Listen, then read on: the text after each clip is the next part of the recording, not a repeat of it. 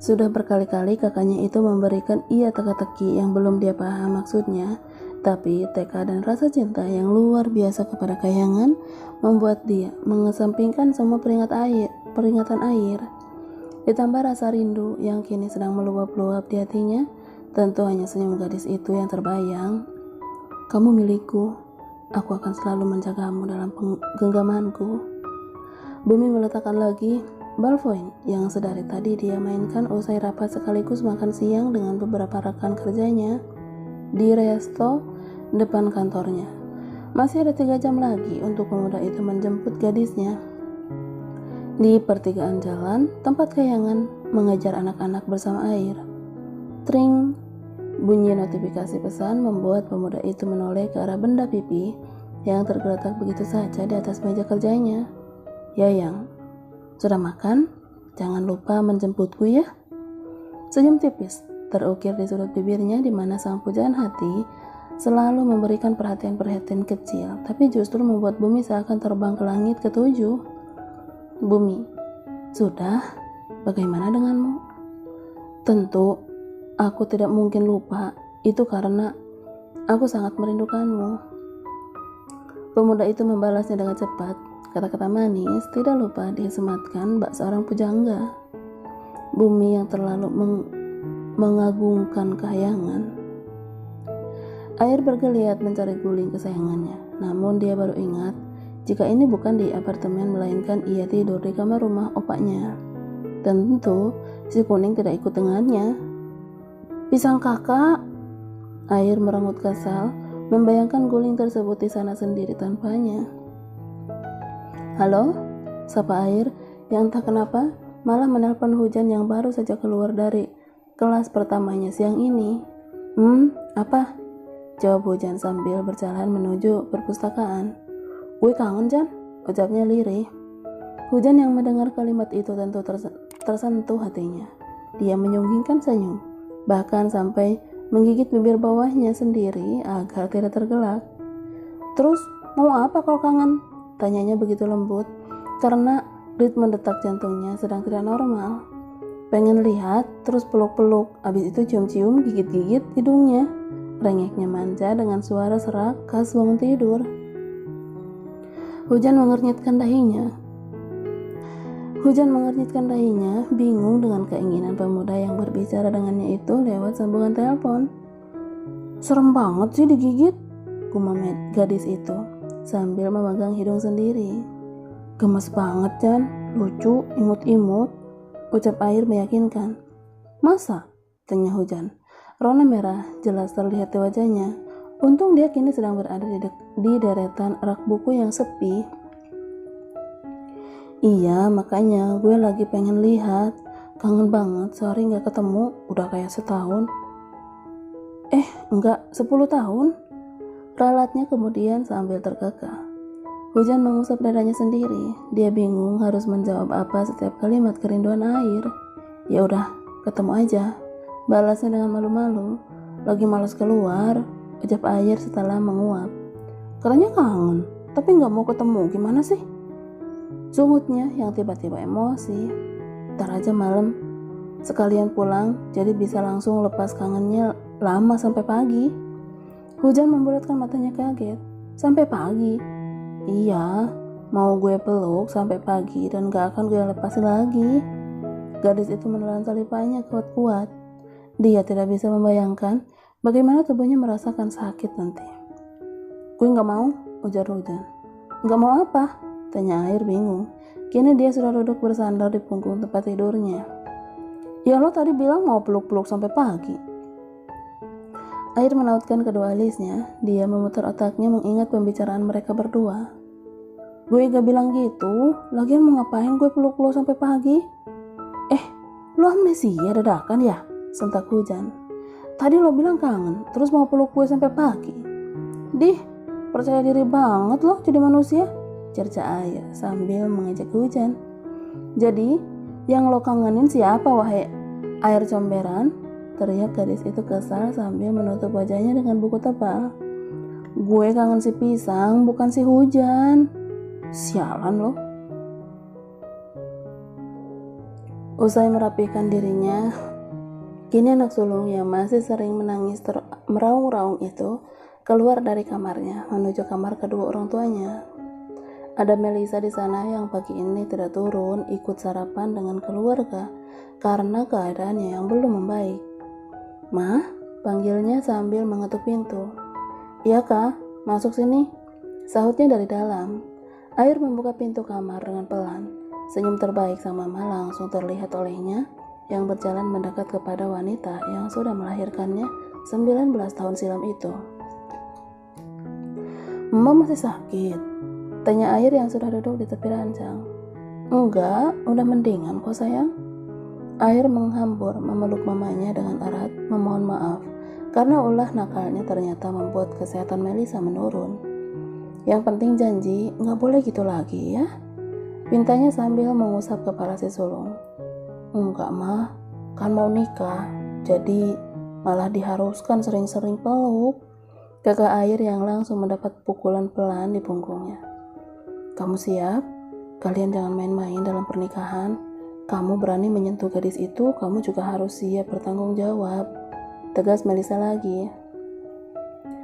"Tapi kakak nggak lakuin di luar batas mah."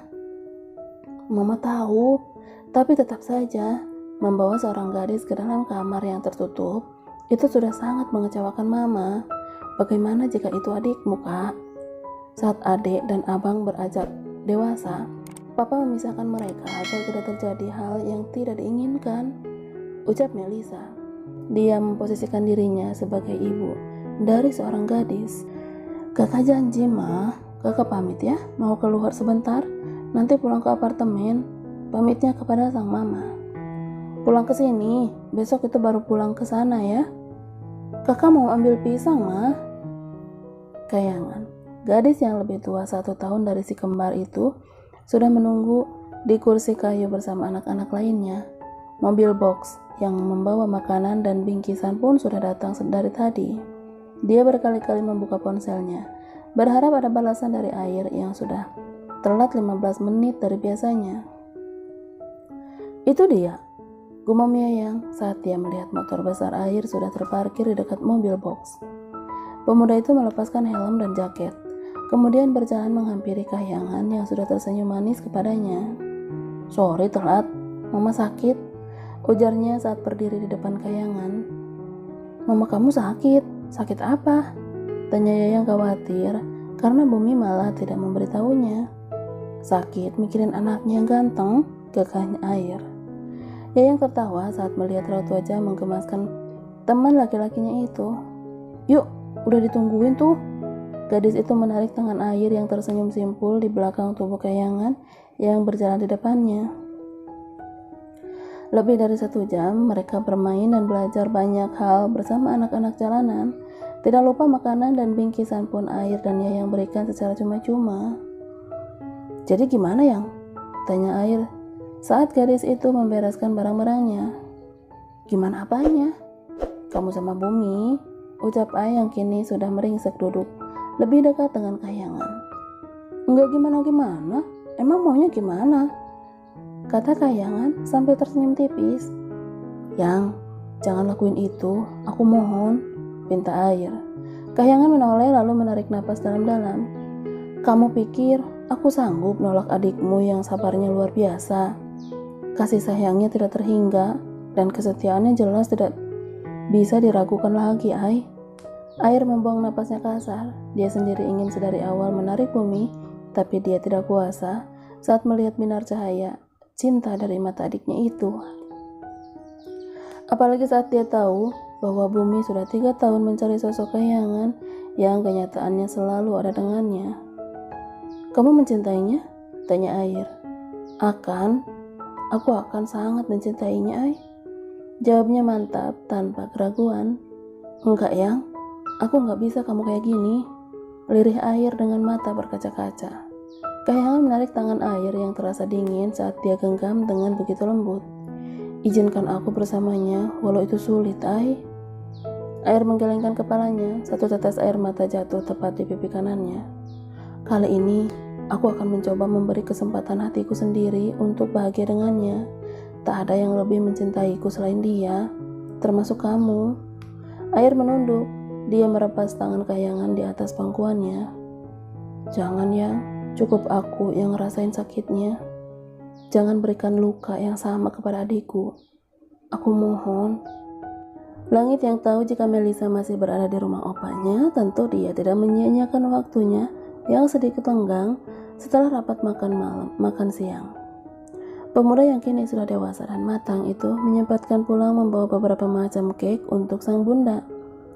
Dia yang masih memakai mobil lamanya terus memutar kereta besinya itu dengan kecepatan sedang karena adanya pembangunan jalan baru yang mengakibatkan sedikit macet di sepanjang dia keluar dari kantor tadi. Cahaya, abang jadi pulang? Langit menyunggingkan senyum saat membaca pesan kekasih kecil di ponselnya itu. Langit, iya sayang, abang lagi di jalan sedikit macet, sabar ya. Keduanya terus berkirim pesan hingga akhirnya mobil keluar dari kemacetan. Dia menyimpan lagi ponselnya ke dalam saku jasnya. Tin. Langit menekan klakson mobilnya saat sampai di depan rumah mewah keluarga angkatnya yang begitu gagah terlihat dari luar pagar. Makasih ya, Mang, ujar Langit kepada satpam yang membuka gerbang. Sama-sama, Den, balas pria baya itu. Langit turun dari mobil membawa satu bungkusan berukuran sedang berisi pesanan gadis kecilnya. Pintu yang terbuka lebar membuat dia sedikit bingung karena ini tidak biasanya. Permisi, sapa Langit yang sudah berdiri di belakang 4 orang yang tidak dikenalnya. Langit, pakik papa saat melihat cucunya datang tiba-tiba. Opa? Dia langsung menyalami kakeknya begitu sopan dan ramah. Kemudian menganggukkan kepalanya sambil tersenyum manis kepada semua orang yang sedang berkumpul. Keempatnya menatap tajam ke arah cucu angkat keluarga Rahardian itu. Ini anaknya, tanya salah satu pria berkacamata hitam. Abang masuk ya, Bunda sama Ade udah nunggu di kamar. Titah papa kepada Langit. Ada raut cemas di wajah pria parubaya itu. Iya opa, jawabnya menurut. Langit berpamitan juga kepada semua pria yang duduk saling berhadapan itu dan langsung berjalan menuju tangga untuk ke lantai 2 kamar orang tuanya. Perasaan aneh dan tidak enak hati dia rasakan sebelum mengetuk pintu kamar. Dia diam sejenak, mengusap lidahnya yang sedikit berdetak kencang, tidak seperti biasanya. Ada apa denganku? Dan siapa mereka? Ceklek. Dia membuka pintu setelah mengetuknya beberapa kali. Ada sahutan dari suara Cahaya yang membuat dia berani untuk masuk. Abang, seru si bungsu yang sedikit berlari menghampirinya. Kangen banyak-banyak. Kakeknya lagi yang langsung menciumi kedua pipinya oleh Langit. Udah minum obat belum? Udah dong, tadi baru datang, aku sampai gemeteran. Bisik Cahaya yang lupa membawa obatnya. Lain kali diperiksa lagi ya, jangan sampai ketertinggal. Pesan Langit sambil menuntun tangan Cahaya menuju Melisa yang sedang duduk bersandar di punggung Rajang. Kok udah pulang? Tanya Melisa saat anak angkatnya itu duduk di sebelahnya. Belum bun, jawabnya singkat. Nanti abang balik lagi ke kantor. Ini cuma pulang sebentar aja. Mumpung belum ada rapat sore nanti sekalian beliin pesanan adek. Tambah Langit, dia melirik ke arah Cahaya, kemudian tersenyum saat melihat si bungsu malah sibuk membuka satu persatu bungkusan kue yang dia bawa tadi. Mah, mau yang mana? Tanya Caca.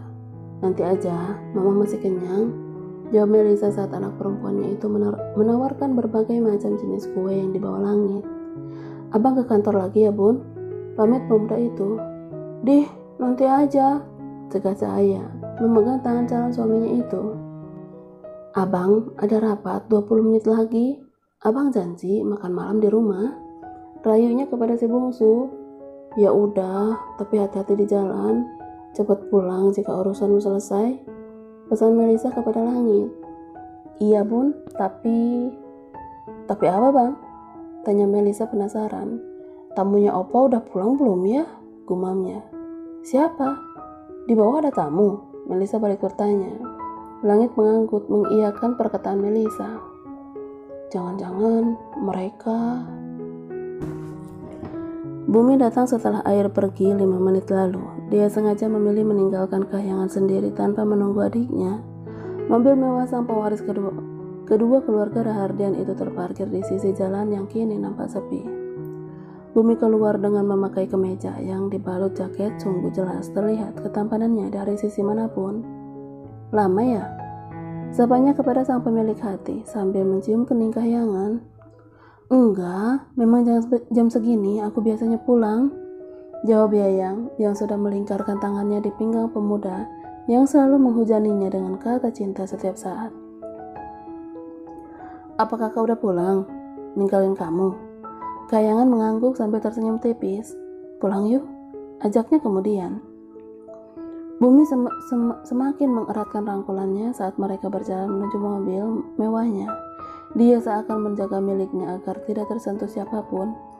Pemuda pendiam itu kini menjelma sebagai pria paling posesif melebihi sang papa, Reza. "Kita beli makan ya, habis itu makan sama-sama di rumah kamu. Gimana?" tanya Bumi meminta pendapat. "Boleh, aku kirim pesan dulu ke ibu ya," ucap gadis berambut hitam sepinggang itu. "Iya, tanyakan kepada ibumu apa yang dia inginkan," titah Bumi kepada Kahyangan. Gadis itu tersenyum manis sambil mengusap pipi kiri Bumi yang terasa begitu halus di tangannya. "Aku tidak sanggup bila harus melukaimu," batin Kahyangan terus bergumam melihat pemuda tampan yang tidak henti-hentinya memberi senyuman. "Cepat tanya sana, malah liatin aku," kekeh Bumi hanya pada gadis itu. Dia bisa banyak merangkai kata. Kahyangan langsung mengalihkan pandangannya pada layar benda pipi yang sudah dia pegang sedari tadi, menggerakkan jari jentiknya untuk mengetik beberapa pesan untuk sang ibu di rumah. "Apa katanya?" tanya Bumi sambil terus menatap fokus jalan di depannya. "Belum dibalas, mungkin sibuk di dapur," jawab Yayang. "Apa ibumu nanti akan mengira aku Kaai? Atau justru dia akan membandingkan aku dengannya nanti?" Lirih Bumi yang terbersih terasa takut dalam hatinya. "Mana mungkin, aku sudah bilang jika malam ini kamu akan berkunjung ke rumah. Jadi ibu pasti mengira kamu Bumi bukan air." Kekeh Kahyangan membesarkan hati pemuda pendiam itu. "Ya, kenali aku sebagai Bumi, meski ke air lebih dulu bersamamu." Gadis itu sedikit tersentak kaget saat mendengar ucapan Bumi yang seakan tidak ingin ada air di antara mereka selama ini. Padahal dia tidak pernah menyebut nama kembaran pemuda itu sama sekali. "Kamu ya kamu, aku tidak akan pernah salah, Bu." Kekeh Kahyangan mengalihkan obrolan agar tidak melebar kemana-mana. Tring, bunyi notifikasi terdengar dari ponsel Kahyangan. Gadis itu langsung membuka bagian room chat dan ada nama sang ibu di sana. "Ibu, tidak perlu bawa apa-apa, hati-hati saja di jalan." "Yayang, baiklah, tunggu kami 20 menit lagi."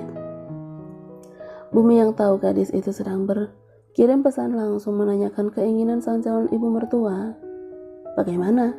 Ibumu mau apa?" tanya Bumi. "Ibu mau kita hati-hati dan cepat sampai," sahut Yayang sambil menyimpan lagi ponselnya ke dalam tas. Perjalanan yang tinggal separuh lagi pun keduanya isi dengan obrolan ringan. Sampai tidak terasa, mereka sampai di depan pintu rumah berhalaman luas. "Yuk, masuk," ajak Yayang sambil membuka satpel. Iya." Kahyangan yang sudah lebih dulu turun, tinggal menunggu Bumi yang masih di dalam mobil mengatur nafasnya agar normal seperti biasanya. Setelah dirasa semua baik-baik saja, pemuda itu pun segera keluar menghampiri Kahyangan yang sudah mengulurkan tangan kepadanya. "Kenapa? Kamu takut?" goda Yayang sambil terkekeh. "Iya, aku takut disuruh pulang tanpa membawamu," balas Bumi yang langsung merangkul bahu gadisnya. "Ini rumahku, tentu aku akan tetap di sini jika kamu pulang." Bumi menarik tubuh Yayang agar mereka saling berhadapan. Saat kedua mata mereka bertemu, di saat itu pula Bumi semakin memantapkan niatnya. "Aku akan menyambutmu keluar dari rumah ini untuk tinggal bersamaku kelak. Hanya bersamaku."